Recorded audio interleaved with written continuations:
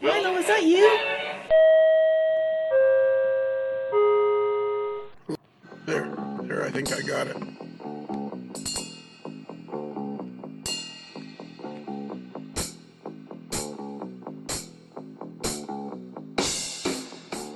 Hey, Bruce. Hey, Lionel. Bruce. Lionel. We need to come up with a better opening. Yeah. But Bat. No, that's taken. But you know what the problem is? What's that? Correct me if I'm wrong. Okay. Most of the time when we see each other, I go, yes. Hey, Bruce. Yeah. And you go, hey, Lionel. So that's pretty much the way we... Pretty much the way it works. Yeah, that's the way we greet each other. So that's pretty much how it ended. I was going to ask, do you know what? Do you have any idea? I think you have some sort of... I've been to your office. Extremely neat. Yes. Well-organized office. Well, yeah, moderately organized. Yeah. When you clean that puppy out, you're going to find stuff you forgot you had. Likely true. Yeah. It's, for those of you playing at home, it's kind of Andy Rooney-ish from 60 Minutes.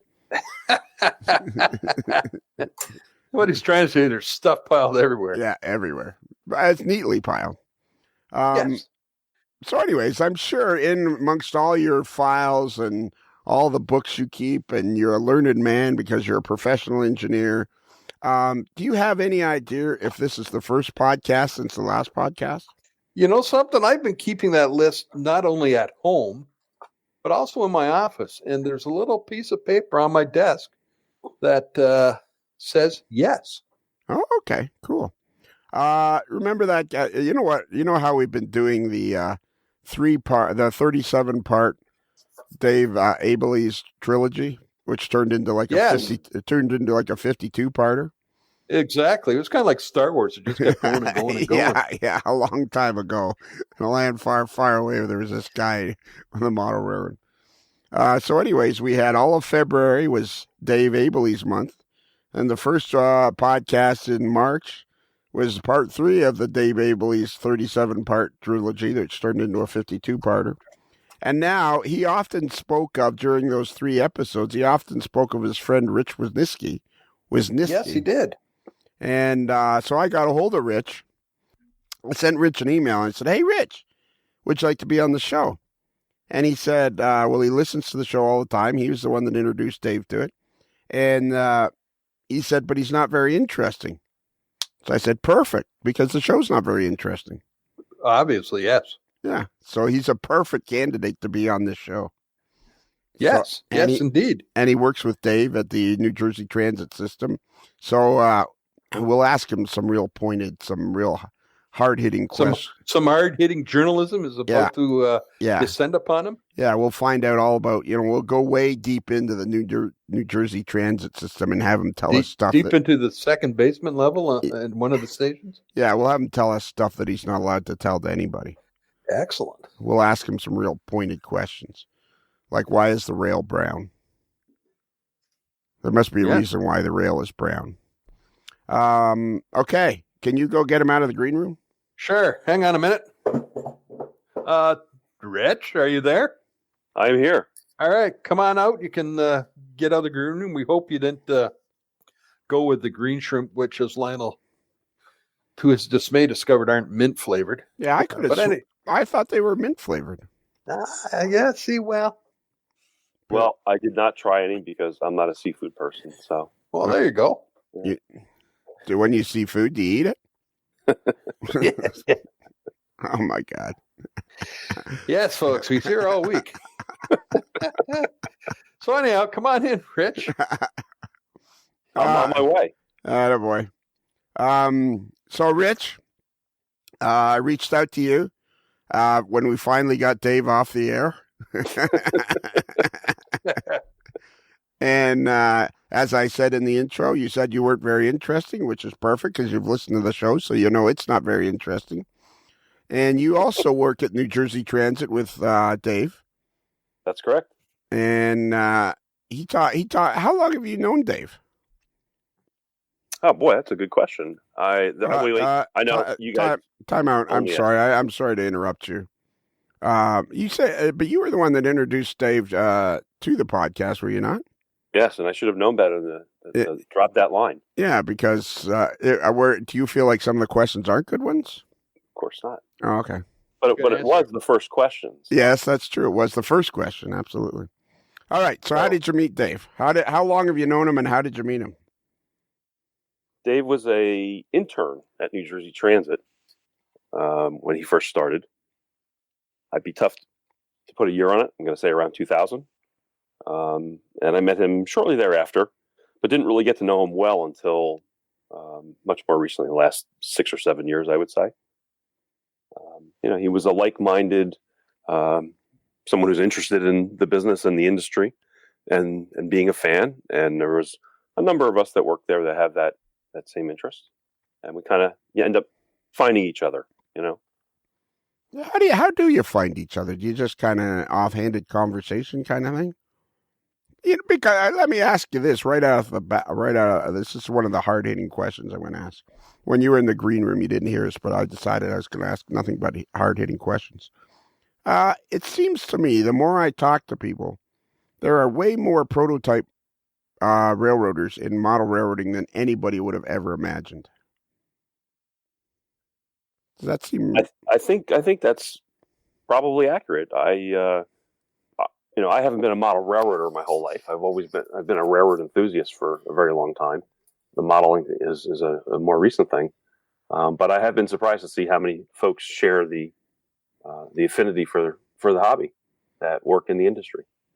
Yeah, and there seems to be this thing of, well, you don't really talk about the fact that you're a rail fan or you're a model railroader, and yet I keep stumbling across all these people that are, in fact, either rail fans or model railroaders. Like I talked to Matt Martin, who's train master for BNSF in Alliance, Nebraska, and Adam Pinellas and Clem Harris and Kenny Broomfield, the founder of the Broomfield. And there just seems to be all kinds of you guys out there. From my perspective, it helps to have an interest in what you're doing, and being close to the business as an enthusiast. I think it makes it a little easier sometimes to deal with lousy days at work, because there's something more than just the paycheck for me, because I'm working in an industry that I really enjoy. Yeah, and so you would consider yourself more of a rail fan than a model railroader. Correct. And do you think you have been a rail fan most of your life? My strong interest in it actually occurred at the time when most other people are doing those normal things like cars and girls. I was in high school when I became a rail buff. Okay. A little unusual, but and jumped right into learning about the local NRHS chapter. They were back in the early 80s. They were very busy, lots of trips, lots of things going on, and they were happy to take young people. I had heard you speaking with Otto Vondrak the other day about the gatekeepers and welcoming, and I guess I was fortunate. The group that I joined was a big group, and they could use all the help they could get, and that got me started. And that was 1981, I think. I had just gotten out of high school. And what was the local chapter of the NRHS? Whereabouts was this? Northern New Jersey, tri-state chapter of the NRHS. I spent my whole life living in New Jersey, which for those people in Australia, it's 20 minutes from New York City. Okay, so you're closer to New York than Dave is. Yeah, where I live now is about 35 miles from Center City. All right. Let's not get off the NRHS, which is the National Railroad Historical Society. That's correct. So, and you were in what chapter were you in? Tri-state chapter. Okay. Group that was formed in the early 1960s. It's gone through its ups and downs. And I was a member there for 30 years or so. And eventually I had to discontinue my membership because the job that I was taking at New Jersey Transit a few years ago, we didn't want there to be any potential appearance of a conflict of interest. So I just discontinued my membership at that time. Wow. So that's pretty cool. We can at least ask you what your job is, right? Sure. So my title is Director of Intercarrier Agreements for New Jersey Transit Rail Operations. New Jersey Transit is more than just a railroad. It's a statewide bus network, commuter rail system, as well as the light rail service in New Jersey. Do all three. I work for the railroad arm of it. And you're in charge of interacting with the other rail, like the Norfolk Southern and the CSX kind of thing? Right. The legal documents that govern how railroads interact or act on each other's property. Some of them are called trackage rights agreements or operating agreements. That's the department that I manage, a department of two. But there's lots of agreements. We interact with about 10 different partner railroads. 10? Wow. Yeah, I mean, some of them are just little mom and pop short line freight that use our tracks, and the biggest interaction, of course, is Amtrak. Amtrak owns the Northeast Corridor, the main route between Washington, New York, and Boston, and many of New Jersey Transit's commuter rail trains end up on the Northeast Corridor at some point in their trip. And so when our trains and our crews and our passengers are riding on the Northeast Corridor, that's governed by those agreements that I was describing. Okay, so Amtrak owns that main corridor. It's not owned by like Norfolk Southern or CSX. It's actually owned by Amtrak. Amtrak owns it from Washington to New York City and up over the Hellgate Bridge. And then the states of New York and Connecticut own it as far as New Haven. Then Amtrak owns it again from New Haven to the Massachusetts state line. And then the state of Massachusetts owns the corridor into the Boston. And south of Washington, like where my house is in Florida, my bike path actually goes right along beside the Amtrak, the line that goes into Sanford, Florida, that carries the auto train. Uh-huh. And yeah, so at that point, Amtrak is on CSX. Okay. So south of Washington, Amtrak's trains are operating on other railroads. All right. So let me ask. Go ahead. I was going to say, let me ask you this question, which seems, I don't know, Bruce, feel free to jump in here, but it would seem to me like you'd make the agreement 20 years or 30 years ago with Amtrak, and that would be the end of it.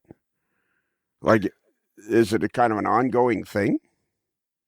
Well, so the basic agreements for New Jersey Transit kind of go back to when our agency was created, which is was founded in 1979.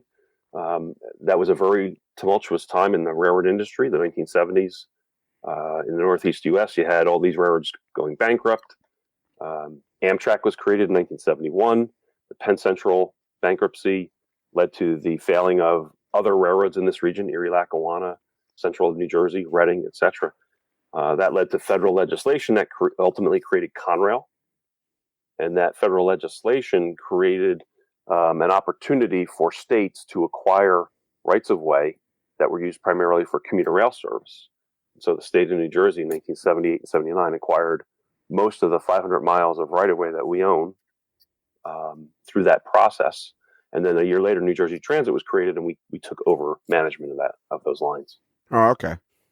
But it's kind of an ongoing process to keep like constantly Well, as things change, right? As things change.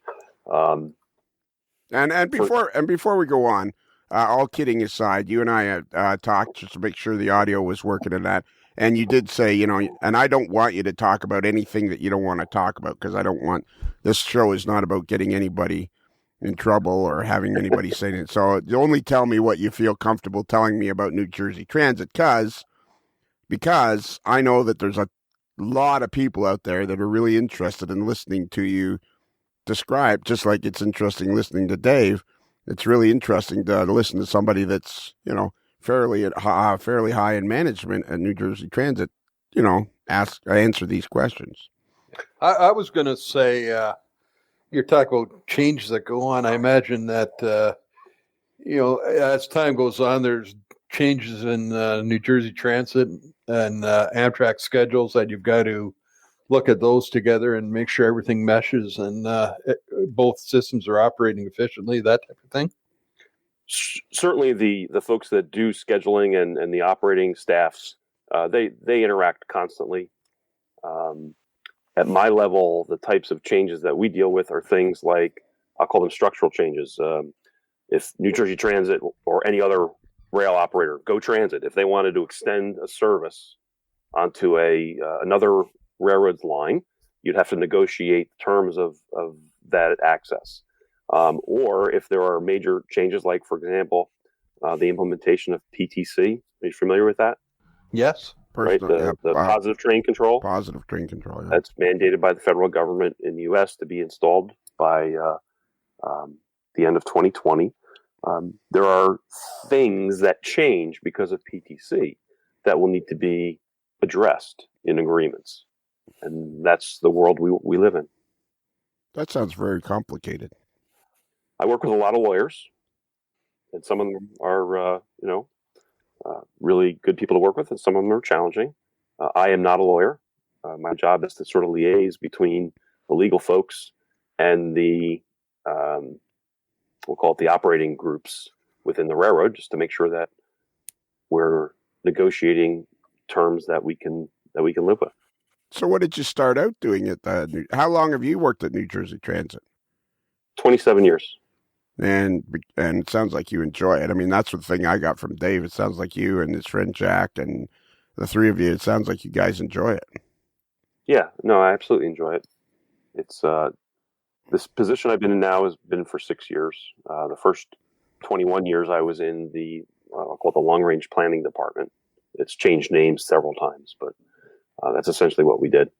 And that was interesting as well. But it was, I'll call it a slower pace, maybe. You were working on a couple of projects and they kind of plodded along, and some happened and a lot didn't. When you work in planning, I would say 75% of the things you work on never happen, but that's your job, right? Your job is to vet things out and present the information and let the bigwigs make their decisions, right? Where I work now, it's right where the action is. We run 700 trains a day, plus or minus, every day, every weekday. And, I sit in what they call the morning call. Most railroads have them, where the general manager of the railroad and his direct reports review every delay from the previous day, figure out why it happened, what needs to change to avoid it, things like that. So for someone who's interested in the railroad, it's a great spot to be. Yeah. And do you get to listen to Dave's elevator escalator report? That's correct. Yeah, that's part of the routine. I had him do a few of those, and I put them at the end of the show. They're hilarious. Okay, so you went to university probably for what, planning? It's funny. Funny you should bring that up. So I went to Rutgers University. Rutgers is the state university of New Jersey. Right. And I went to college because I wanted to be a weatherman. Oh, really? That's cool. And I still love the weather, but I didn't have the background for the science, and so that didn't make it. And I ended up with an economics degree. So do you mean like a weatherman, like, hey, this is Rich Wisneski with the 6 o'clock weather? Or no, I'm not interesting. I wouldn't want to be on TV, but well, you know what? The science of weather is interesting. Okay. Yes. Just to make you feel better, we're 19 minutes in, and I've almost fallen asleep 3 times. So you're right. You're not. So I went to school to initially be a weatherman, then change majors, and eventually ended up with a degree in economics. And I literally, fell into my first job in the world of planning at a county government in New Jersey, Morris County. It was just sort of happenstance, good luck, karma, whatever you want to call it. And honestly, everything that's happened after that stems from that first lucky break. Oh, cool. And then you ended up with New Jersey Transit. I worked. Go ahead. I was going to say, I worked at Morris County for 5 years. Right. And then went from there down to New Jersey Transit. That's very cool. That's very cool that you and Dave and Rich are all good friends, and you're all in the upper management. That's very cool. Very, very cool. His friend Jack, your friend Jack, is in charge of scheduling. That's correct. 700 trains a day. So now you guys... That's mind-boggling. It is mind-boggling. It's crazy when you think about it. And I can well understand that Rich and Jack are capable, but Dave, after listening to him for almost 6 hours, that's not true. In size, because it seems to me like New Jersey Transit is huge. Is it like you must know throughout the country? I'm sure transit systems are kind of listed in order of size. Like I'm sure Chicago's is bigger, but New Jersey Transit seems like it's pretty massive. Yeah, the sort of public statement is that it's the largest statewide transit agency, right? Because we cover the entire state of New Jersey, which geographically is not all that big. Whereas the Metropolitan Transportation Authority in New York City, which is much bigger, is geographically only limited to some certain counties. In terms of the commuter rail side of it, which is the area that I work in and that I'm more familiar with, there's really, in the U.S., there are 4 big commuter railroads: Long Island Railroad, Metro North, New Jersey Transit, and the Metro system in Chicago. And I'm doing that based on ridership. Sure. Those are using that as a metric. I looked it up because I thought this might come up, and the Go Transit system is nothing to sneeze at. Their commuter rail ridership would put it as number 5 in North America. Wow. I didn't know that. Did you, Bruce? I knew they were big, but I didn't know they were that big. I wouldn't have imagined that at all. Well, there you go. And Go Transit, for those of you that don't know, is the transit system that's used in southern Ontario in Canada, which serves basically metropolitan Toronto, home of the Toronto Maple Leafs. And goes pretty far and wide. I had a question. Oh, yeah. What does GO stand for? A Government of Ontario. Don't tell me I knew that. Okay. I want to get back to the Railroad Historical Society first, just before we go. So, do you think it's it's been a few years since you've been a member of that because of your job and conflict of interest? But in the time you were there, did you get the sense that it was growing or shrinking? Like just like model railroading, did the interest start to wane? Like I would think that interest would stay fairly constant. Well, I think similar to the issues you hear about with model railroading, where instead of younger people joining a model railroad club, they're just doing it on their own and YouTubing. I think you have the same thing in the rail fan side. I see tons and tons of young people who post their videos and photos, on Facebook or Instagram, whatever they're using, whatever platform. It does seem like they're less likely to find the need to join an organization. I mean, why did I join that organization in 1981? Well, because they had a slideshow every month. Right. And there were other people there that liked trains. Well, now I can do that every night on the computer. Yeah. Yeah. Right. So for a group to survive, it has to have other things that will still attract people.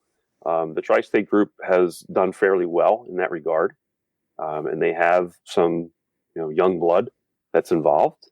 And, I think they're a group that looks like they have a future, and they need it because they own several pieces of rolling stock.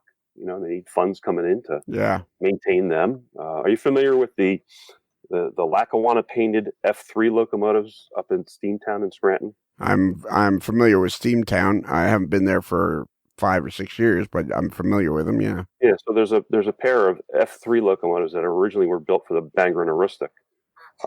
They were saved and restored to operating condition and painted in the DL&W color scheme to represent Lackawanna locomotives, which would fit in Scranton. One is owned by the Tri-State Group, and one is owned by the Anthracite Railway Historical Society. And owning a locomotive is like owning a boat. You're pouring money into it all the time. So that group or any other group that owns a locomotive needs a way to help keep up with maintenance. Yeah, it would be very costly, I would imagine. and you can't wear your swimsuit when you're operating one of those. Okay, and so would you say you're still like primarily a rail fan now? Like I know you operate at Dave's all the time, and we'll get to that. But would you say primarily you're still a rail fan? Like, Yeah, that's still my strongest interest. I go out. For example, one of my big interests is signals, and with the PTC implementation we talked about before, it's caused a lot of railroads to update or renew their signal systems, and so we've seen the loss of a lot of classic types of signals over the last few years.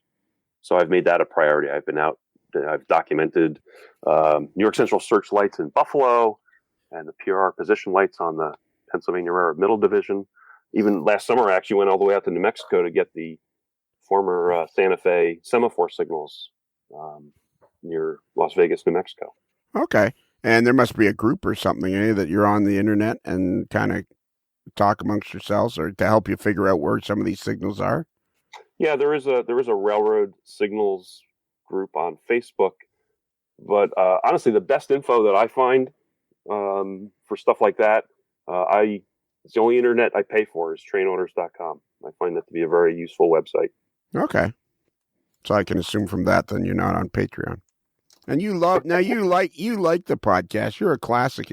You're a classic person that should you'd like. Of course, it's antics. Are you an antics guy? I'm not interesting. Okay, our favorite Kaylee Zhang, who is our favorite airline tech. She's a mechanical engineer, and she single-handedly builds and installs turbine Pratt and Whitney turbine engines on A320s. What was I going to say? She was talking about the antics. Yes. And so she described it perfectly. Our Tuesday shows on Patreon are more antics, where we're talking about all the posts and everything. You might enjoy that. I'll have to give it a try. You will. But that's not why we're here. So, okay. So mostly on train orders. What'd you call it? Trainorders.org or com?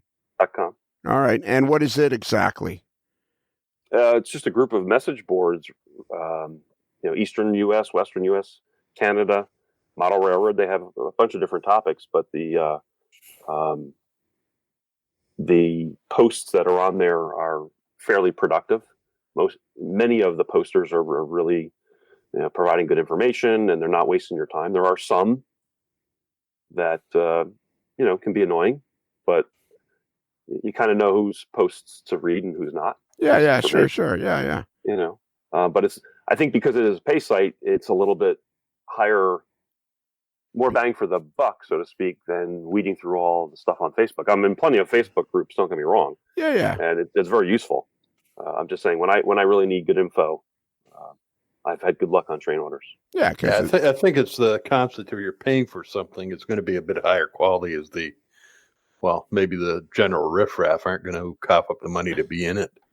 Yeah, maybe that's what's wrong with our Patreon channel. It's not higher quality. Ooh. Maybe that's where we're gone wrong. we've gone the wrong way. Yeah. But I got to say, social media, Facebook, I was a little slow to get into it, but I've embraced it. I find I don't, there's things I like about Facebook. There's things I don't. We all have that. Yeah. And I don't care who you're going to vote for, and everything that goes with it. And that's kind of tough to get through sometimes. But for me, the biggest value for Facebook has been keeping in touch with my family. I'm the oldest of 31 grandchildren on my mom's side of the family. Wow, and 31 grandchildren. Yeah, it's cool. We did the math not too long ago.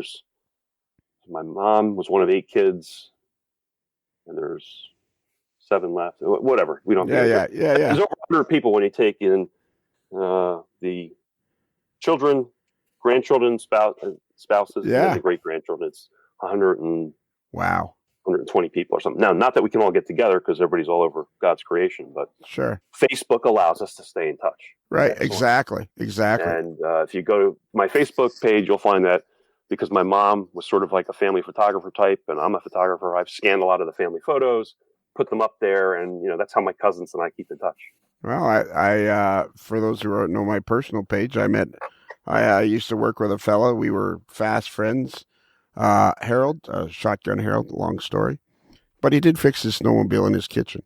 Anyways, we had lost contact with each other, and after 39 years, he found me on Facebook, and we were fortunate enough to get together on Facebook and meet. And he lived in Sweden, but he came over, and we were fortunate enough to find each other before he passed away within about a year. So I mean, you're right. And we have people all over the world that are on the Facebook page for the podcast, the Modelers Life podcast. So, it's I'm a huge social media fan. I'm all about it. I compare it to TV. Like there's a lot of stuff on TV you don't want to see either. But if you are able to sift through it, you're going to find some pretty cool stuff. So can I share a Facebook story with you? Sure, but I have a question with you. Go ahead. For you. Of those 31 grandchildren, are you the smartest? No, I'm the oldest, but I'm not necessarily the smartest. Okay. What's your Facebook story? So after I graduated from college, I traveled for 3 months. I went to Australia and New Zealand. And while I was in Australia and New Zealand, I did a bunch of rail fanning, and I came home with a bunch of railroad magazines. And one of the photographers that was featured in several of the magazines is this guy named John Kirk. And, just another photographer. But the name stood out to me. And then a couple years later, I was reading a trade publication, and the chairperson of the Australasian Railway Association, which was their fledgling new version of the Association of American Railroads for Australia and New Zealand, was a guy named John Kirk. Oh, that's interesting. Well, fast forward to 2015, and I'm on the Facebook group for the New York Susquehanna Western Railway, which is a local northern New Jersey railroad that would go down as my favorite railroad. And I see a guy asking questions about when the certain train runs because he's visiting family from Australia, and his name is John Kirk. So I send him a message and I say, "Are you the John Kirk that, was the Australasian Railway Association, blah, blah, blah?" "Oh, yeah, that's me." And so we connected, and we've become very close friends. And he comes over to visit family once a year. He's here right now, actually. And wow, we'll get together and we'll go out taking photos and whatever. It's like we've been friends for a long time, even though we didn't know each other back then. But there was this little connection. Yeah. But Facebook is what brought us together. Yeah, you'd never would have found him ever again had it not been for Facebook. Yeah, I know. So. I'm a huge fan of utilizing social media to improve your life. You and I would have never met, probably. So you're would you say you're a photographer? That's like one of your main hobbies? Yes, I take lots and lots and lots and lots of pictures. What's your camera of choice? I have a Canon. I'm picking it up now so I can make sure I get the right model. It's a Rebel 7i.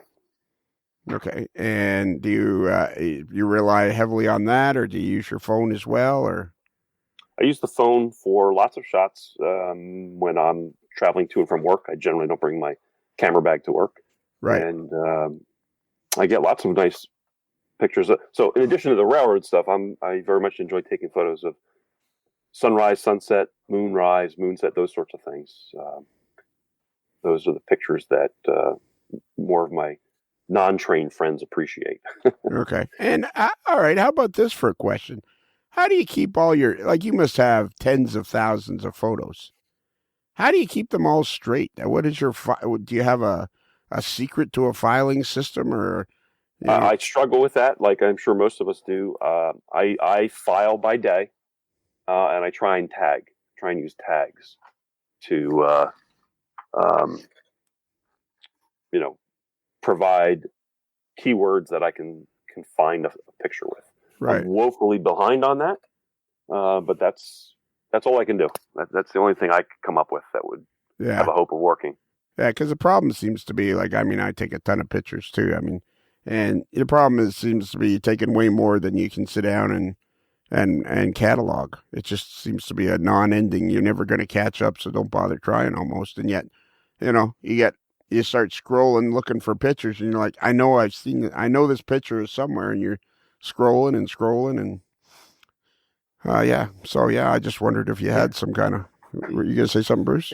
I was going to ask, besides the camera, as your main piece of equipment, what software are you using to process the photos? So I'm not a big high-end. I don't own Photoshop or Lightroom. Okay. Believe it or not, I'm still just working with Picasso, which hasn't been supported for years. All right. But to me, it was just the right amount of, being able to do a little bit of work to them and a good storage system. And Google Photos hasn't not replaced it, even though that's what they want you to think. And do you shoot your photos in RAW, or do you shoot them as JPEGs? I take both. Okay, and how do you decide? So that hopefully someday I'll have Photoshop and be able to do something with those. But right now they're just chewing up file space. Okay, yeah, exactly. All right, so I don't think we ever established. You met Dave simply because one day you guys were fighting over a soda in the lunchroom and realized you both like trains, or? Well, actually, I had some other friends that at work that I connected with early on in my career. I started there in 1992, and within the first year, the other two guys, Lou Milan and Al Tillotson, we all worked on the same floor in the same department, and we realized we were all buffs. And at some point, we started a round robin, bring in a tray of slides, and we'll look at them in the conference room at lunchtime, type of thing. Right. And then one of them would say, "Hey, I was talking to so-and-so. I think he's a buff. We should invite him next time." And it just grew from that. And that's kind of how we got to know Dave and Jack. Okay. And how big did this group get? Well, sometimes there were 8 or 10 people. Wow. It doesn't exist anymore because most of them have kind of moved on. And the internet has really kind of replaced that sort of thing, Yeah. People just send you their digital images now after they come back from a fan trip or something like that. Yeah, exactly. What's your favorite place on the internet to go and look at photos? I pretty much just do Facebook. I go to RevPictures.net or Rare Picture Archives if there's something I'm looking for, but I don't just look at photos. I mean, it's yeah. So I think I see a lot of things via Facebook, and most of the guys that I know, and I have some stored this way as well, use Flickr for putting up like albums and things like that are right. Yeah. Good size photos. So a lot of folks will post one slide on Facebook and say, "Click here," and then you can see the rest of them in the Flickr album. Right. And do you have any particular Facebook groups that you enjoy as far as photography goes in that? Or railroading? Yeah, there's plenty of them.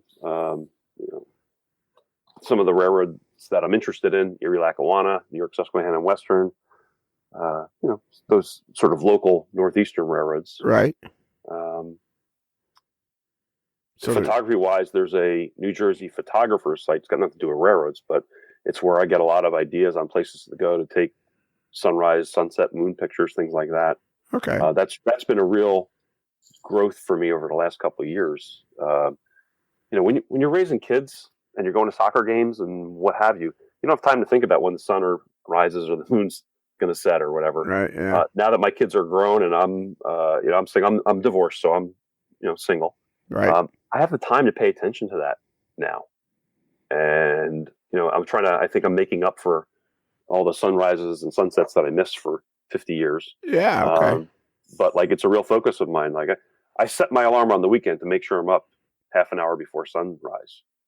Yeah, I did that just to see if it's any good. Yeah, I did that once.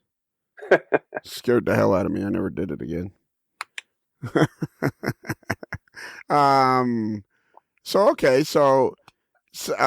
Let's get back. We need to. We're already. See, look at this. We're halfway through already, and we haven't even talked about the whole cool stuff you do with Dave and all that. So so you meet Dave when you guys are showing slides in the lunchroom, and then one day Dave says, "Hey, you want to come over and see my model railroad?" Or what happened next? Pretty much. That's what happened. Now, I don't know if he told you the story that he and his friend Jack, who he's been friends with since 5th grade, They had this whole history of they were operating a Lionel, O gauge layout for a while.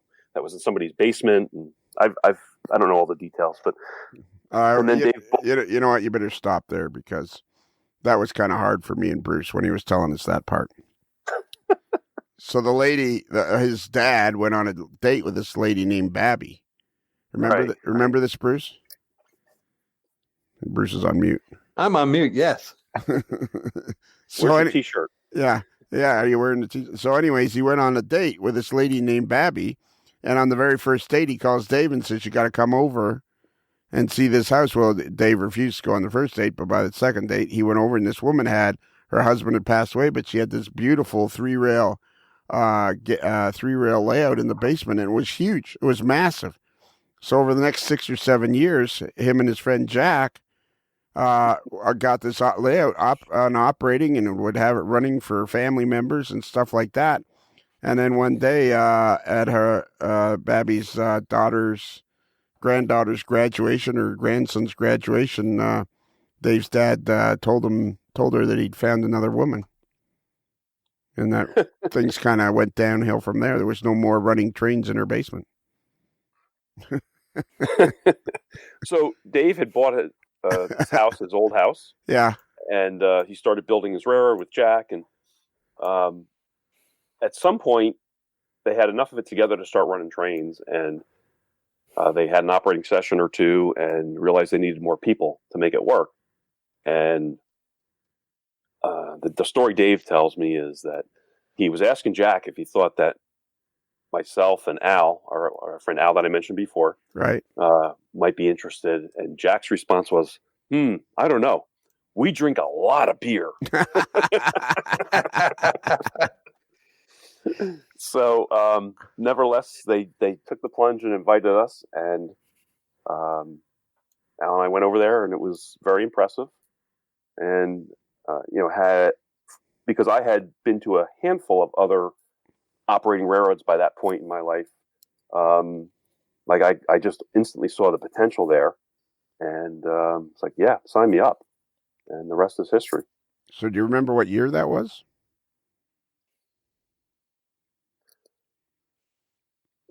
2014, 2015, something like that. Okay, so roughly 5 or 6 years ago. Yeah, in that ballpark, right. So how did you get involved in operating layouts before Dave's place then? Because what I'm understanding is you're primarily a rail fan. You're involved with the NRHS. And so how did you get involved with operating other layouts before Dave? Sure. The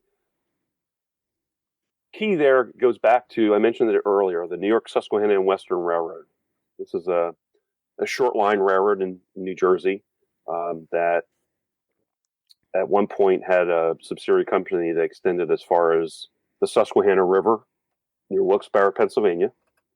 That's where it got its name from. So it's a line that goes across the state of New Jersey and jointly with another line up into Pennsylvania. That railroad was built to haul coal. And obviously, coal was not being used as a home heating fuel in New York City by the 1940s, and the railroad was going bankrupt. It was contracting and went bankrupt. They brought in a trustee, and he made a lot of good changes to that railroad and started turning into an industrial corridor. And all of a sudden, in the 1940s and early 1950s, that railroad was running, for a short line, they were running like 20, 25 freight trains a day over that line. Not the whole line, but over parts of it. So it was a very vibrant railroad. And then things went downhill again through the 50s and 60s to the point where it was bankrupt again by the 70s. Right. And a small railroad company called Delaware-Otsego from upstate New York came in and bought the railroad around 1981. And they started to rebuild it. And it was like a phoenix. It came back from the dead.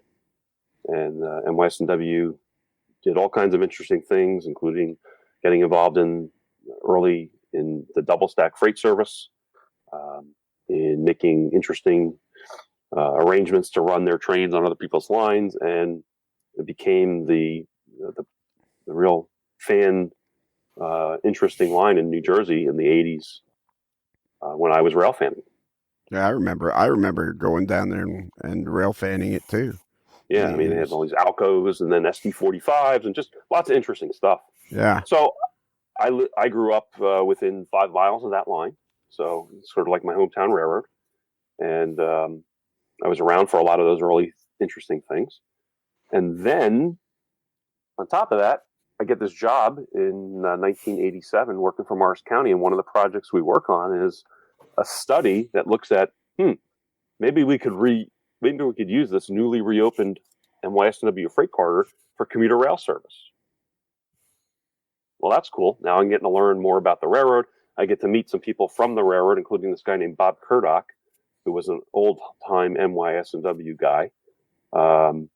He he came up through their finance department but by this point he was doing like government relations and things like that. Right. And funny story about Bob. He'd never been an operating guy. He'd never run on a train, never been out in the track department. So he's a government relations guy, and there's a derailment. And he goes out to the scene of the derailment, and the track guys are there, and they're carrying some replacement rails in. And, you know what rails look like. Yeah. Right? Bob says to him, wait a minute. This derailment's on the curve. Where's your curved track? Okay. Yeah, right. Go back to the office, Bob. But anyhow, he learned.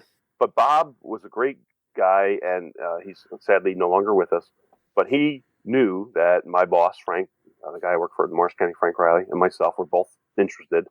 And when the NYSW was demolishing an old building that was full of records, paper, documents, right. He gave us a call. We went down there with a bunch of boxes, and we took all that stuff out of there, or some of it. And all of a sudden, I just became fascinated by the NYSW of old, right? It was the NYSW of new that got me interested. Right. But now that I had all this data, I'm definitely a data guy. I was fascinated by this railroad that ran all these freight trains, 30, 40 years ago. So this would have been... me. Sorry, this would have been what years were these documents from? Like the 50s and 60s, 40s type thing? Early 40s even. All right. For example, here, let me give you an example. Every day, they would take they had a list of their 32 locomotives or whatever they had at the time. And next to each one, a clerk would type on it and say, engine 101 was on the 730 Little Ferry drill. Right? It was an assignment sheet. And every day, they would take that sheet and put it in a stack of paper. At the end of the month, they would wrap a piece of twine around it, and they'd throw it up in this crawl space. And so we have stacks of months of daily assignment sheets from back in the 40s. It's fascinating data if you're interested in understanding how the railroad worked on a daily basis. Yeah, for sure. Absolutely. There's a lot of people that are crazy about that stuff. So one of the people that I had met out rail fanning one day, a guy named Rich Taylor, he's good friends with a guy named Bob Mahowski. Now, Bob Mahowski had a long association with Carson's publications. Right. He did projects for Railroad Model Craftsman, and he's written books. Well, Bob is, somebody refers to him as, he's the dean of the Susquehanna historians. He was it when it came to Susquehanna stuff. Okay. And so Rich connected me with Bob. Bob and I became friends, and then Bob connected me with a guy named Jerry Dietzick. D-Z-I-E-D-Z-I-C. Jerry Dietzick. Right. If you recognize that spelling, he writes the operators column in Model Railroader. Right. Currently. So Jerry's big time NYSW buff, and trust me, we're getting to the Model Railroad piece. Just give me time. Okay. So how do you spell Jerry's name again? Because we need to spell it. I know people will want to look it up. D-Z. D-Z? Wow. Yep. Hang on a second. D is in Dave. Z is in Z. Correct. Yes. His name did come up several times in the 57-part trilogy. Yeah, exactly. D-Z-I-E-D-Z-I-C. Just like it sounds. Yeah, exactly. Good luck with me trying to pronounce that.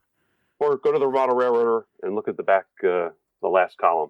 I don't go there anymore because they won't. They stopped printing my stuff in the early 2000s, so I just refuse to go there. I'm kidding. So Jerry, he has a lot of NYSW stuff. He grew up along the line as well. And he said, hey, why don't we get together all of these people that are really interested in the old Susquehanna? So we had a session at his house back in 2001. And there was about 12 people there, and everybody brought, a box of paper or photos or whatever, and we had a good time. And after lunch, Jerry said, hey, who wants to see my model railroad? So we go down in this basement, and there's his version of the New York Susquehanna and Western in HO. I'm like, oh, that's pretty cool. Do you guys ever operate this? And goes, oh yeah, I'll invite you sometime. That is how I got into model railroad. Ah, okay. So Jerry's layout was the first one you operated on. Correct. And what appealed to me about it, of course, was that it was about, my favorite railroad, about a prototype that I knew, et cetera, et cetera. And of the, the 10 or so model railroads that I have been to more than once to operate on, most of them have the same characteristic, that they're a prototype that I've rail fanned or I've researched. So it makes it a little bit easier for me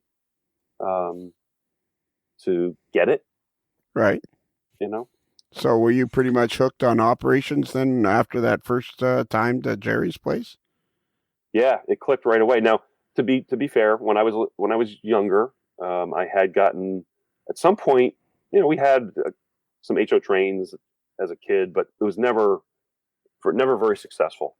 It was like an old, I don't know, AHM set or something like that, and we tried, but it was never a big deal, and I wasn't that interested in it until, like I said, at the end of high school, I got back into trains. And one of the books that I did buy at that point, though, was Bruce Chubb's How to Operate Your Model Railroad. An excellent book. Excellent book. I mean, that's the first time I ever saw a string chart. And, I don't, but Jack uses string charts every day in that scheduling world. And it fascinated me, but I didn't have a model railroad, so I never went anywhere. Fast forward, 20 years, and I'm at Jerry's, and all of a sudden it all came back. I was like, yeah, this is the thing, Right. So I go to some sessions with Jerry, and I meet Harold Worthwine there. And Harold says, oh, you should come to my railroad. Harold's the legendary Northern New Jersey model railroader who built the Erie Railroad, Port Jervis to Binghamton, in his basement back in the 70s and 80s. He sadly just passed away this past weekend, age 98. So I go to Harold's, and, I'd rail fanned from Port Jervis to Binghamton plenty of times. So his railroad clicked with me right away. And his was huge, wasn't it? Big, yeah, very big, yeah. Yeah. Now, when you go to an operating session, what type of position do you gravitate to?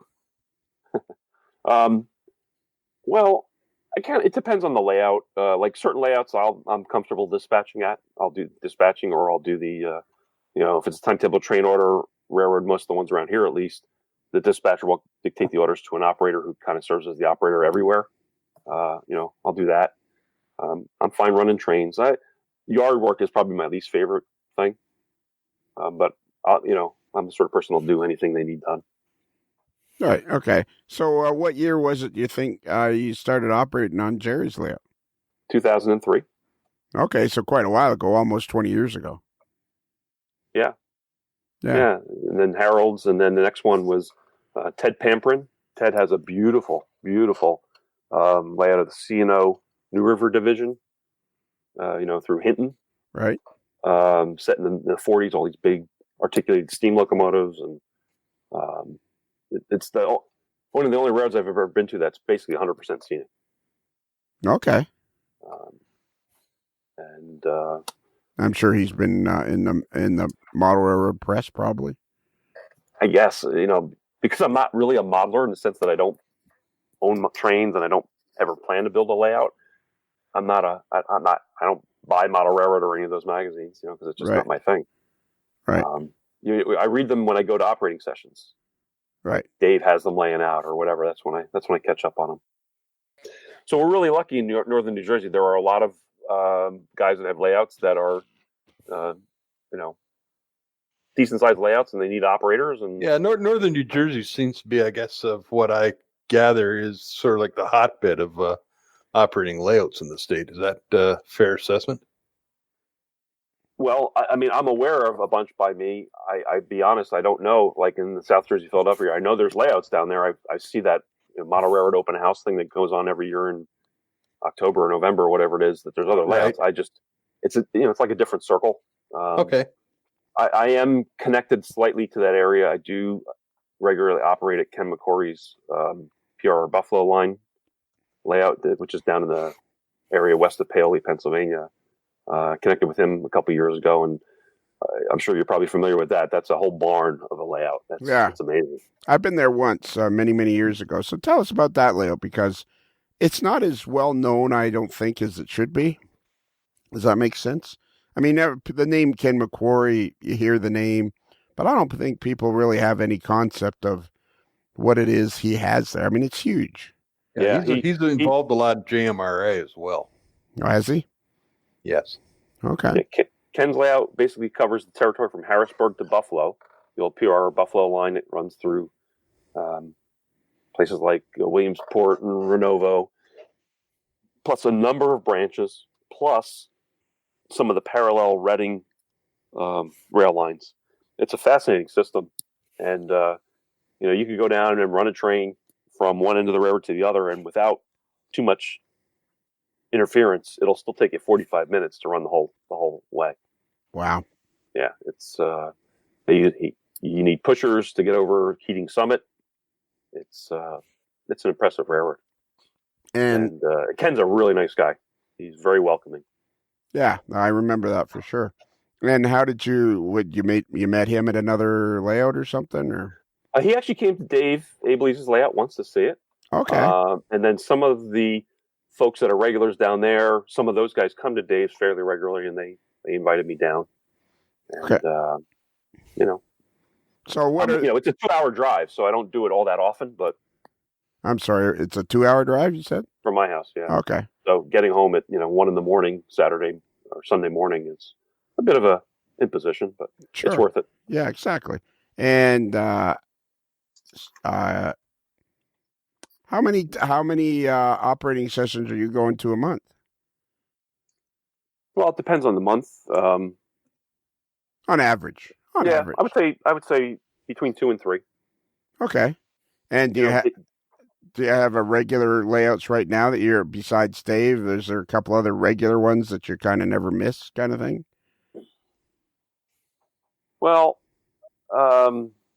never miss. No, Dave's is probably the one I'm at most frequently, and I kind of spread myself around amongst the others, right? Because there's a bunch of other layouts that I enjoy operating at. Dave Olson, he has another C&O layout. Phil Monette, I've been to his a couple of times. That's a fun layout. You know what? Do me a favor. Next time you're at Phil's house, or next time you see Phil, could you just ask him a question for me without telling him? You can tell him afterwards. But what, do you spell his name wrong or something? No. Why does he hate podcasts? That's all he wanted to tell me was they were stupid. Why do you have podcasts? I really enjoyed listening to his podcast because knowing Phil a little bit, I mean, I don't know him well, but I know him enough. Right. The fact that he jumped in while he was still in the green room was classic Phil. Yeah, exactly. He's a nice guy. Phil's a good guy. He is. I actually saw him at Harold's on Saturday. Okay, yeah. So tell us a little bit about that. We don't want to get away from that. So Harold Worth Wine, as a layout that's, what was the size roughly? Well, it basically filled the entire basement of his house. I'd have to really think about how many feet that is. Yeah, like I was there once. I would guess, like the basement in my house, I think is 30 by 60, maybe 30 by 50.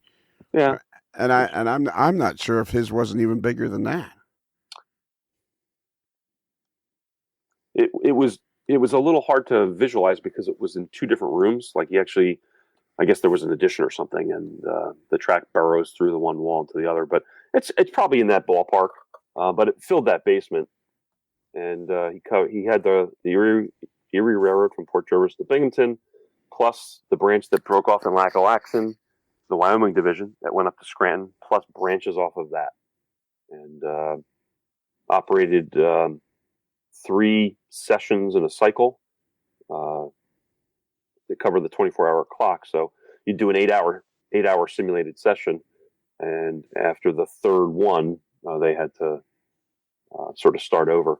But it was set in 1951, so a lot of steam, some diesels. and the scenery was impressive for the era that it goes back to. I mean, obviously, there's been a lot of improvements in scenery techniques and equipment over the years. Yeah. Harold's layout is 85 by 30 feet. Holy mackerel. Wow. That's big. And he had lots of... Harold was someone who embraced a concept that I know Dave is really big on, which is getting others involved. That the best layouts are those that take advantage of the strengths that people can bring to them from outside. Not, I own it, I'm going to do everything myself. Right. And Harold had guys that were, the Storka Viaduct that he had there, that a guy named Harry McGowan built.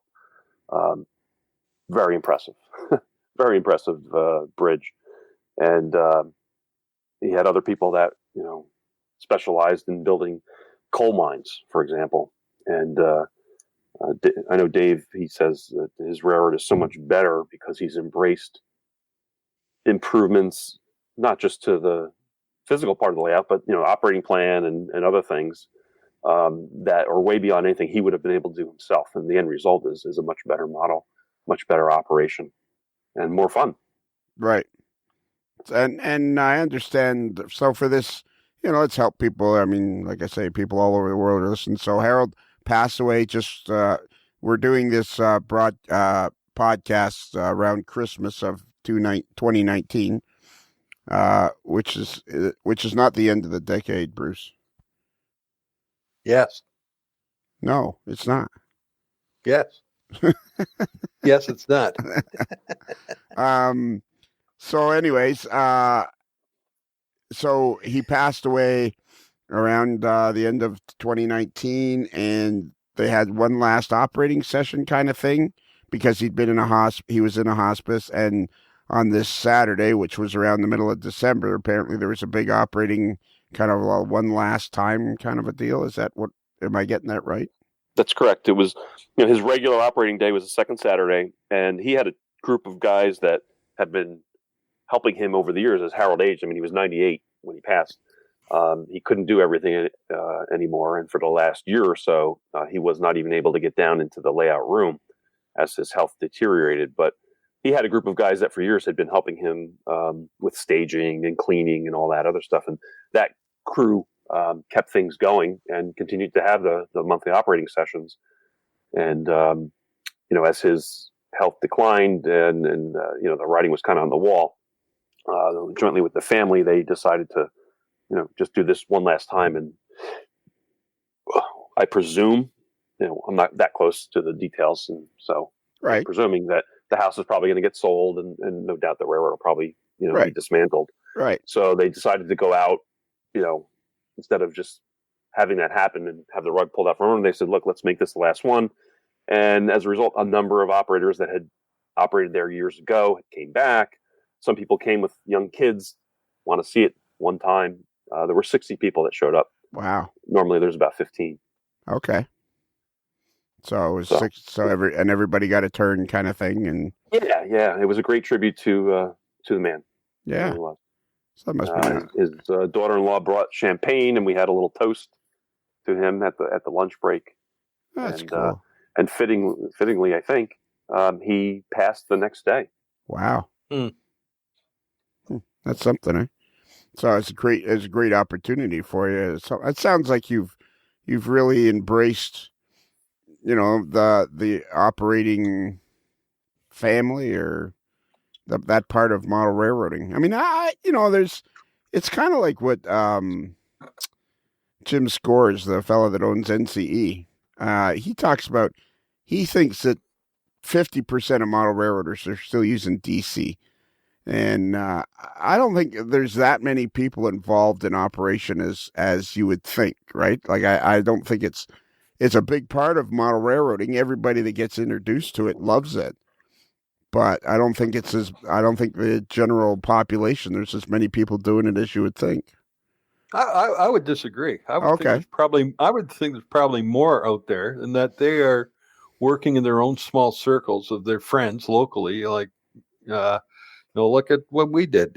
5 or 6 of us would show up at your place every month. I think now we did go other places, but I would think there's a lot more going on than you think. It's just not a lot of these guys aren't doing the big ops weekends and things like that, but they're doing, more local type thing. Okay. All right. Cool.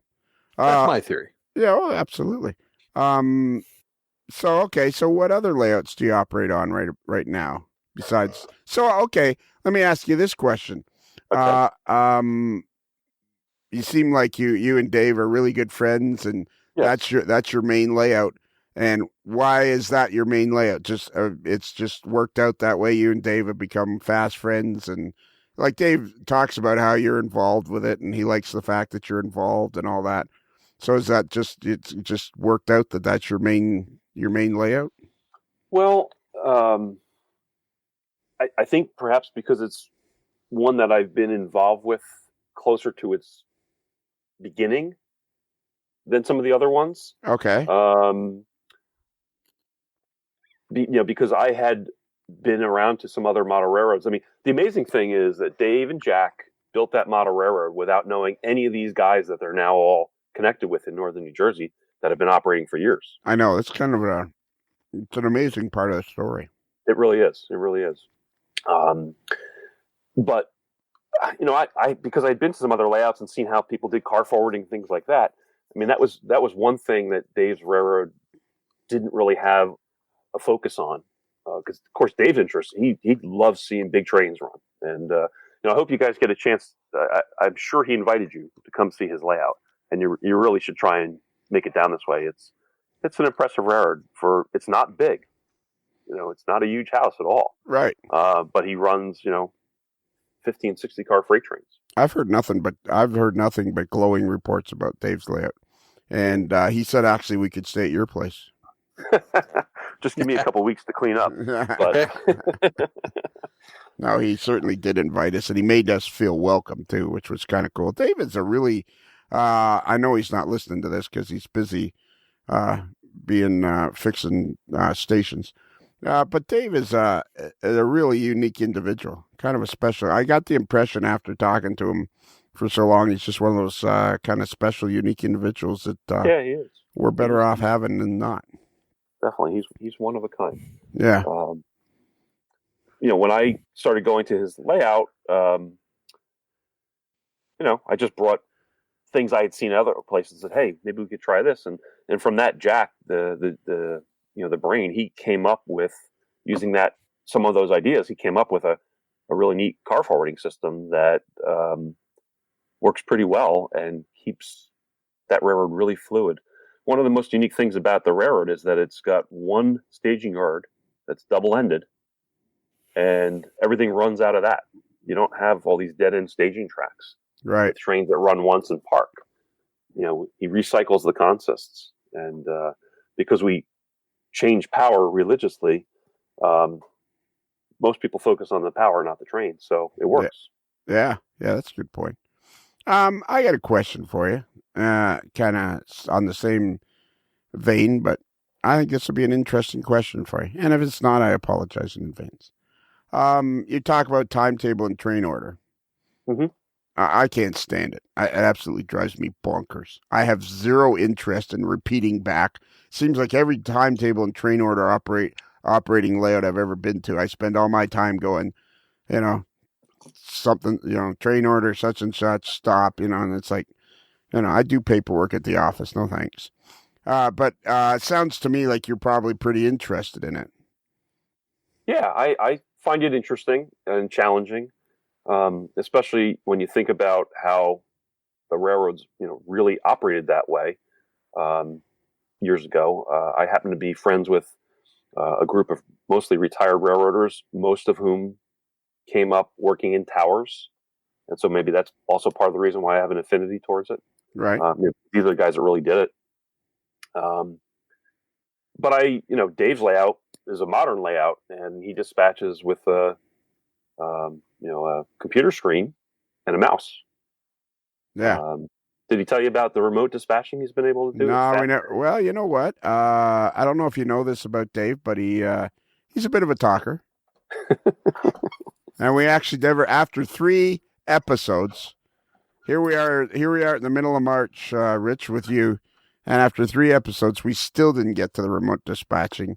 And there was something else that we didn't talk about too that he wanted to talk about. He says, "Yeah, I made notes. We didn't get to that." And I'm like, "Yeah, I'm okay." And I said, "Well, we'll talk about it another time, But I mean, no, like we never got to it. And it sounds really interesting. Yeah, I mean, a normal session, the dispatcher's at a computer screen in the layout room. But it's a computer, so there's no reason that couldn't be done elsewhere. And the problem that he had to wrestle with was how to communicate, right? Because we use the FRS radios because it's a modern layout set in 1995. How would somebody not in the room be able to use an FRS radio? And they figured out a way to do it through Skype. Okay. And so he has had friends of his remote dispatch that railroad from the Pittsburgh area, from Jacksonville, Florida, and it's JMRI, and they called up on their screen, and using Skype, a train crew can pick up the radio and say, I need the switch at CP277, and the guy down in Florida clicks the mouse, and you watch the switch in front of you in Lebanon, New Jersey, roll over. It's just like the real thing. I'm a person, my personal interest. I've always been interested in understanding classification schemes, like roster numbers, not number slots. How do we decide what numbers the MJ Transit Company vehicles have? I find that interesting. So organizational stuff, paperwork, timetable, train order, or a Dave's layout. My job is helping assign crews and figuring out power stuff. That's fun for me. Yeah. I know it sounds weird, but I like dispatch, and I would like assigning power crews, and I like all that kind of stuff. I don't need to just be running trains. I just like writing out train orders. It's just like, could you just instead slam my hand in the door? It would be a lot less painful. Yeah. Well, the way most of the guys around here do it is there's only one dispatcher dictating and one person doing the operating, and then they get passed out to where the train crews, and they just have to be able to read his writing. Yeah, well, and you know what the best analogy I ever heard was from Jim Hediger, who was longtime editor at Model Railroader. Ohio Southern. Yeah, exactly. And he worked for the Detroit, Toledo, and Ironton, DT&I, as a young man. And he said the problem that model railroads have with timetable and train orders, they're doing a lot more in real time than you would on the full size 1-to-1 railroad. Right. Like they're trying to compress, 8 hours into 3. So therefore you're constantly writing out orders where instead of writing them in 3 hours, you'd be writing them over the space of 8 hours, which would be, you wouldn't be, that's what I see. It seems like I'm constantly writing out orders, and it's kind of like, yeah, okay. Yeah, I think I've seen it work well on lower density railroads, and I've seen it struggle on railroads that want to run a lot of traffic. Yeah, and I think that's the key. A lot of model railroaders try to jam way too much operation into a given time. Yeah, I think that's basically the problem. Yeah. And I mean, some people enjoy it. That's the great thing about the hobby. You do what you enjoy the most. So, yeah. I mean, as far as assigning power and doing all that kind of stuff, I'd love that. I mean, I would love that end of the paperwork, too. It's just like writing train orders. Yep. I've been to a railroad out on Long Island, New York. The guy it's an outdoor G-gauge layout. It's over 2,000 feet long. And they've been trying to run that with timetable and train order, and it's been hit and miss. You got to have enough people to run all the trains. That's one of the problems sometimes. And if you don't have the crews, then you can't really follow your schedule. And so sometimes that breaks down, and you just sort of say, all right, we'll just use verbal commands. But that's a fascinating layout. It's 2,000 plus feet long. Wow. Uphill the whole way. And he actually runs an actual stone train. He's filling in a trestle at the top of the hill, like they would have done 100 years ago on the railroad. Right. And the first train of the day is a train with 20-something cars of stone that weighs 450 pounds. Wow. And you need like 3 or 4 locomotives to get it up the hill. That'd be cool. And how many times have you been out there? 3 or 4. And now, how did you end up out there? Somebody told you about it, kind of thing? Yeah. One of the folks that's involved there comes to a lot of the layouts in New Jersey, and it's all circles, Yeah. And I think people have different interests. Like, for example, there are certain people at every operating session, they always want to work on the yard crew. They just want to switch cars. Right. And they're not going to have a lot of fun going to this outdoor railroad because there's really not much of a yard. It's about running. Yeah. So I think the guy recognizes people that might be interested and said, "Hey, come check it out." And for us, getting to Long Island from northern New Jersey, it's a pain in the neck. You kind of got to go through New York, and there's always traffic. So, it's not the sort of thing I'm going to do on a monthly basis, but it's fascinating. And watching a train or running a locomotive that's part of a 3 or 4 unit set of locomotives that are moving this heavy train. If you don't push just the right way or pull whichever end of the train you're at, it's not going to go well. Yeah. Well, again, that would bring up our day at Jack Ozanich's, or our weekend, a couple of 3 weekends. Well, one of my favorite things I ever did was I was running the diesel, and I was doing the pusher up the hill of the train, and it was a blast, and 7.5 inch gauge. All right, so what do you see the future in the area for? Like, is there more model railroads coming online, or you just? I know of a couple guys that are building them. Obviously, like Harold's, that's going to be off the table now, right?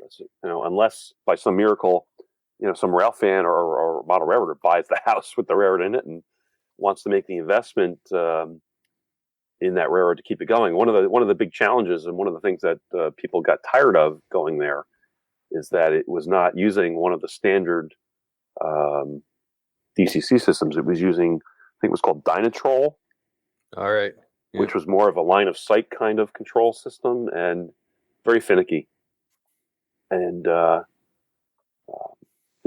think if that layout were gonna stay, somebody would need to take the plunge and convert it to something other than exactly. Start over again. Okay, so you've used a lot of different operating or ways, electronic ways of operating a layout. What's your preferred method? Did that make sense? I'm not sure that made sense because I'm confused. Well, do you mean timetable train order versus signals or whatever? Or no. Or do you mean NCE versus digital? Yeah, NCE. Because I know Dave, he uses phones, right? Everybody uses their phone to operate. Y throttle.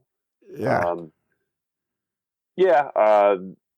Well, so I generally will use my phone when I'm at Dave's or anybody else that has that enabled. Because I just find it easier to deal with the controls on that than either the Digitrax throttles or the NCE throttles. I have had one very brief experience with the Proto Throttle, which I've heard much about, obviously, on this show. So I was anxious to get a chance to try it. About a month ago, I was invited to some operating sessions down in the DC area. And one of the fellows, his layout operates mostly with proto throttles. He had like 10 of them. Yeah. And of course, it's an Erie Lackawanna prototype, and I volunteered to dispatch, so I didn't really have a chance to run. So before the session and after the session, I just ran a locomotive in the yard for a minute or two just to experience it. And it was interesting. And boy, it's gonna really slow down people's yards. Yeah, model railroaders that work yards generally cheat. Yes, so. They do. And but the other thing it's going to do is it's going to make a small layout seem way bigger. True. It's actually the best analogy I heard. It's the biggest product to come along since sound almost, which I think is a good analogy. It's really a very revolutionary product. And I truly struggle with the fact that it was Scott Thornton's idea, basically. But that's another, and it's manufactured by Iowa Scaled Engineering, which of course is obviously located in Colorado. Obviously. Yes. Very logical. Yeah, exactly. But of course, they are. Last time we talked to them, they're approaching number 500 for their. They're getting closer. Number of units sold. Yeah, they're getting closer and closer. We've already decided they have to get an AML shirt. Whoever gets the 500th, we got to have some sort of ceremony with that. So there's. Go ahead. Oh, I'm sorry. I was just going to say one question I know you often ask. In the northern New Jersey area, I see the preponderance of people use NCE versus Digitrax. Okay. All right. I just had I have a great question. I think I have a really good question for you, Rich. I thought all the questions were good. I don't know if I can. Well, that's the novice in you. Saying that, but anyhow, it's good to suck up. Yeah, absolutely, absolutely. I think this is a really good question if I can word it properly. So you started operating around 2003, you say? Correct. I don't think JMRI, if JMRI existed then, it was in its infancy. So somewhere in this last 16 or 17 years, JMRI has slowly become more of a norm in your operating sessions. Yeah, the first place I ever heard it mentioned was from Dave. And like I said, I've been going down there for, 5 or 6 years? Right. And I believe since then, other people he has helped actually, as I hate, it sounds a little weird, but I think I was sort of a portal for him to meet the rest of this crowd that I had started to meet. Sure, yeah. And one of the guys, he always says, it's amazing that Dave and Jack were out there doing what they did without having the cross pollination, whatever the word is. Pollinization, right? Pollinization, yeah. Yeah, from these other nearby layouts. And similarly, they'd never heard of Dave. I know. It just came out of the blue. I'm interrupting. I'm interrupting you here because let's not pass over that part quickly. Through this whole discussion that I had with him, he's going to become more and more well known in the hobby. Through this whole discussion I had with him, I was trying to get in my head. I was trying to understand that it was him and Jack that built this layout, and it was him and Jack that were involved together in model railroading and really had no outside influences. And it was other than the magazines. Other than the magazines, yeah. And it was kind of it's really a fascinating story when you think about it, because he's built this great layout, and it was him and Jack, and he was very secretive about Jack. So is Jack a model railroader? Am I a model railroader? Jack, you're rich. Yeah, but a model railroader is me. Okay. You're using you're kind of what's that called, Bruce? When he turned in the tables on me there. I get it. Jack, I believe, has some O-gauge stuff of his own. I'm not sure. I don't believe it's set up in any way. Right. To truth be told, down in my basement, there's a box or two of HO stuff that I bought back in the 80s. Right. Atlas GP38s and stuff that I've run around the Christmas tree maybe, but it'll never get used for anything modern, Well, no, and I guess my question is, yes, you are a model railroader 100%. I absolutely agree with you 100%. But as Dave would tell this story, Jack was always there. And as you've just mentioned yourself, it was Dave and Jack that built this layout without any influence other than the magazines. So it's like he must be deeply involved in the hobby. He just doesn't necessarily have it at his house. Would that be a fair statement? Yeah, I think so.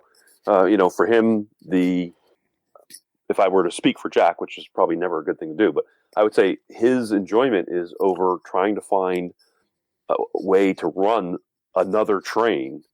I know, Bruce, you said before about model railroads tend to overdo it. That's actually kind of the goal on Dave's railroad, right? Because it's built to be a mainline 2-track through running railroad. The challenge is he's only got 5 staging tracks to run this whole thing from. And Jack's brain goes into overdrive to come up with more creative ways to make that happen. And the cardinal rule is that no locomotive will lead a train twice in an operating session. Wow. So where do the locomotives go when they're not being used? Are they picked up off the layout? So there's there's a this big staging yard, this double-ended staging yard. It's not the shape of a U, but pretend it's a U.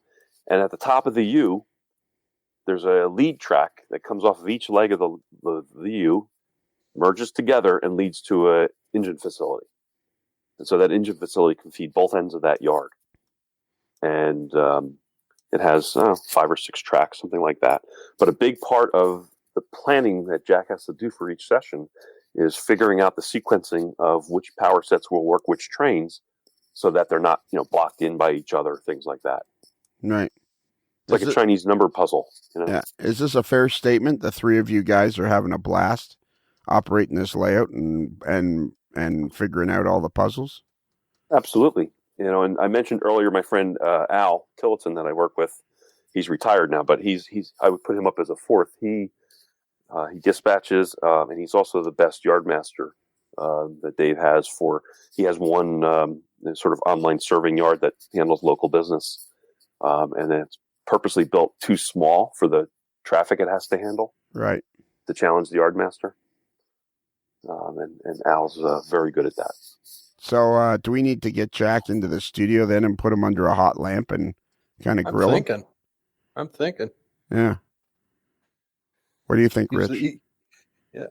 What were you going to say, Bruce? Go ahead, Bruce. I was going to say he's next on the witness list. Yeah. Yeah.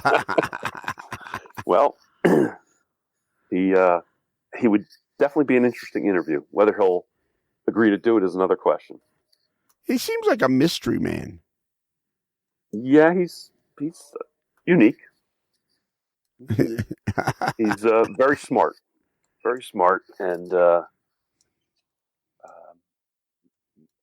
what's the right word? Marches to sort of his own beat. Yeah, yeah. Okay. Kind of like the international man of intrigue. Yeah. He's model railroading's international man of mystery.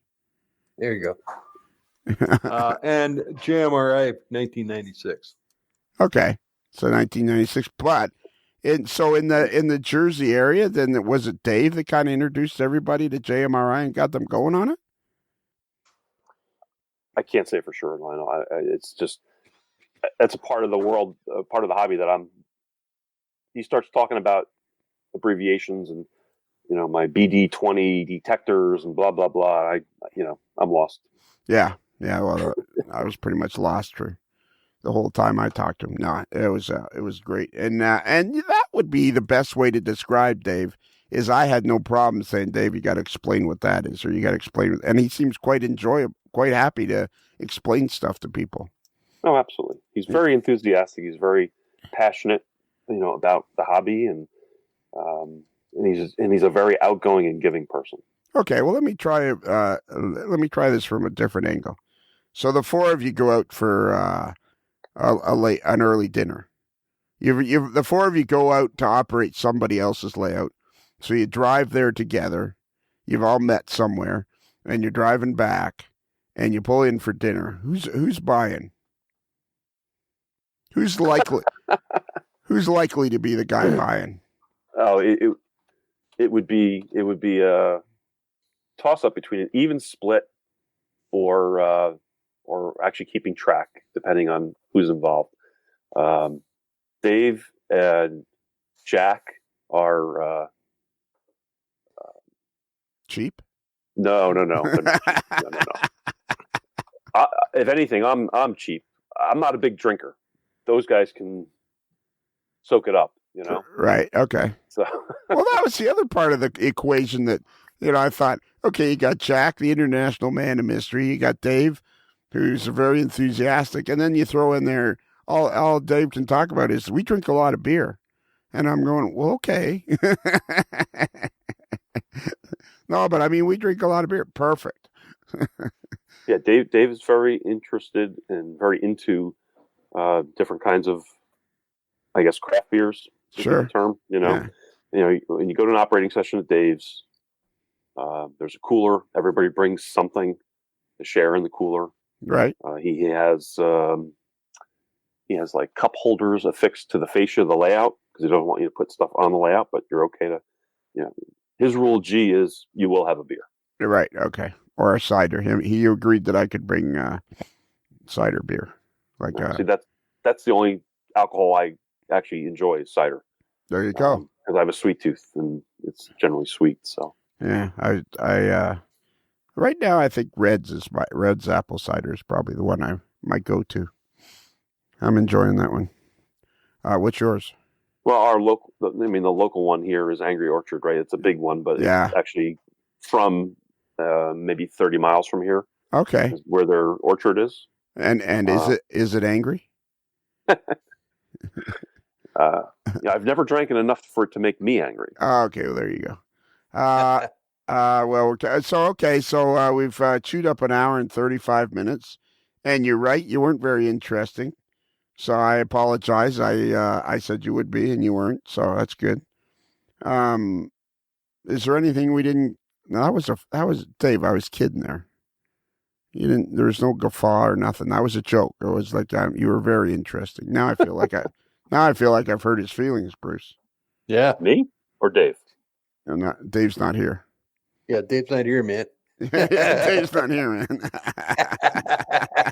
So, how old are we? Do we know that? Yeah. If I could take 2 minutes to just throw in one thing that you've kind of touched on, I think, in the podcast in the past, but I want to urge you to find a way to go to see the Cumbres and Toltec Scenic Railroad in Colorado, New Mexico.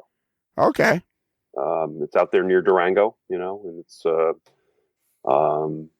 good motorcycle country out there, I'm told. I see lots of them out there. All right. I've been out to the Cumbres and Toltec 5 times now, 4 times as a volunteer. I've spent a week out there 4 different times helping the friends of the Cumbres and Toltec rebuild freight cars. Wow, And cool. It's Interesting. a ton of fun. Well, now why didn't you tell us about that? You know what this means, Lionel. Yeah, we'll have to get him back on. There's going to be a part 2. I don't know. I don't think he's that interesting, is he? No. Part 1.5. Yeah. Do you think he's listening? Cumbres and Toltec, narrow gauge, Colorado narrow gauge. That's interesting. They're on my bucket list. I back in university, we had a field trip and we were in Durango, so I got to see the locomotives running around, getting ready to go for their morning run. Mm-hmm. But I've never ridden either of those railroads, and I'd love to be able to do that. And that's the one that's owned by the state, right? Half owned by Colorado and half owned by New Mexico or something. Correct. Yeah, there's a bi-state commission that owns the railroad. They hire an operating company to run the passenger trains, maintain the track and the locomotives, and then the Friends group, the Friends of the Cumbres and Toltec, their part of the triangle is they maintain all the buildings and all of the non-passenger rolling stock, which is a substantial amount of rolling stock. It's like I'm going to guess around 100 pieces of rolling stock that they would maintain. When the states bought the railroad from the Denver Rio Grande Western back in the late 60s, I guess it was actually 1970 because 2020 will be the 50th anniversary of the railroad. All of the passenger equipment was already in Durango, right? Because that was an existing tourist operation. So they bought locomotives and they bought a whole bunch of freight cars and they converted a bunch of boxcars into their first coaches. Since then, they've built new coaches out of flat car frames, and the boxcars are being turned back into boxcars for photo freights and things like that. Right. And it runs from Durango to... Durango and Silverton runs from Durango to Silverton. The Cumbres and Toltec home base is east of there, about 2 hours east of there, in a place called Chama, New Mexico. Okay. And Chama is just a really neat little old nothing sort of town. Yeah. Do you know who... I'm sorry. I cut you off. I hate it when I do that. Do you know who Lex Parker is? No. Man. Should I? Holy mackerel, should you ever? I'll try to give you the quick description of Lex Parker.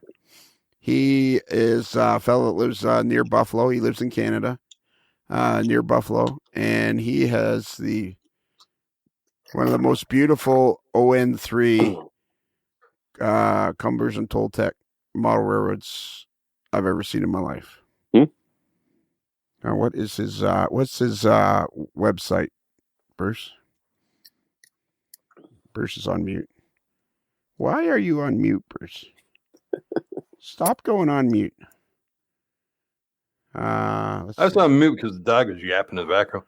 But Lex Parker's Denver Rio Grande Western.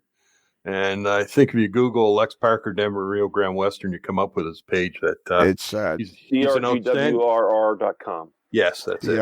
DRGWRR.com. He's a master model railroader in both the National Model Railroad Association and the Canadian Model Railroad Association. Super nice guy, super great modeler. He is Master Model Railroader number 300. You know what?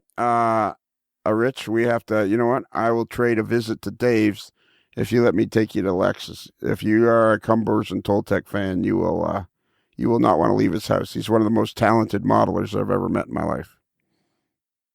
And you should look at his page and look at his photos. And he's a unbelievably interesting guy.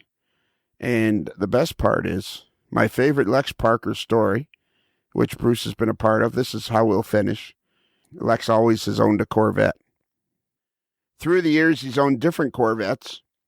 And for years and years, when he would have to go on, when he would go on vacation, or he'd have to go to the hospital or for health reasons or whatever, I would always say to him, hey, well, if you want, I'll take the Corvette out for a spin to make sure it, stays loose. And, of course, that was a running joke that we went on with for 10 years, and he would always say no, and I would always ask him. And then one day, about 3 years ago, Bruce and I went for a visit with our friend Ralph. Yep, we were doing our Welland Canal tour. Yeah, and I just said off the top of my head, just for a laugh, I says, yeah, and after we see the layout, Lex, I'll take the Corvette out for a spin. And he and I had become fast friends because we were both dealing with cancer, and we were friends before that, but we became closer. And just right out of his mouth, he goes, yeah, okay, let's do that. And the smile on Mr. Strain's face when he got back from that ride, it said it all. Yeah. Yeah. So that's, yeah, you gotta check that out. All right. Sounds cool. Yeah. So that's another, somebody write that down, and we'll have you back on. Yep. And Colorado Narrow Gauge. Yeah. And we'll have you back on, and we'll talk about the Colorado Narrow Gauge and all your experiences with that. Cool. It's a beautiful place to visit. Yeah. And we want to hear all about it. I mean, we can do that. If you've ever, there's another show we call the AML All-Star Variety Hour, which usually appears on the Antics channel. That's like ESPN too, Bruce. That is, yeah. AML and AML too. Or no, or AML and the Antics channel. There you go. So, anyways, yeah, we do like shorter segments on there. Sure. Okay. So, do you have time to do the Kelly questions with us? I do. Perfect. Well, we'll end this show. Bruce, can you give out our email address? Sure. Please. Oh, would you like me to? Okay. Yeah. Our email address, because I'm sure you've loved this interview. Rich is far from the most boring guy on the face of the planet, as he claims, but it was a good chat with him. So let us know how you liked it, and if you have any questions you want us to follow up with him on. Modeler's Life, modelers with one L, modelerslife@gmail.com. And we have a website, and it's modelerslife.com. If you go there, you'll see recaps of recent issues or recent episodes, and we have all kinds of stuff on our website. And there's also a link there to the Patreon channel for those of you who like this and would like twice as much of it during the week for $5 a month, or I believe that's 16 cents a day. You can, or something like that. I'll say 16 cents a day. You can have twice as much podcasting. I think we've covered it all, haven't we, Bruce? Yeah, I think it's all the paperwork out of the way. Yeah. So, Rich, this was awesome. What did you think? How'd you think it went? I think it went very well. Okay. So you were on, and I got to see you on the local news, so I was pretty sure you were going to be okay. Do you know what to say at the end of the show, Rich? I do. Okay. Well, Rich, as we close the barn doors on another episode of A Modeler's Life, and the sun slowly sets over the back 40, I guess there's nothing else left to do except for you to say, Happy rails to you.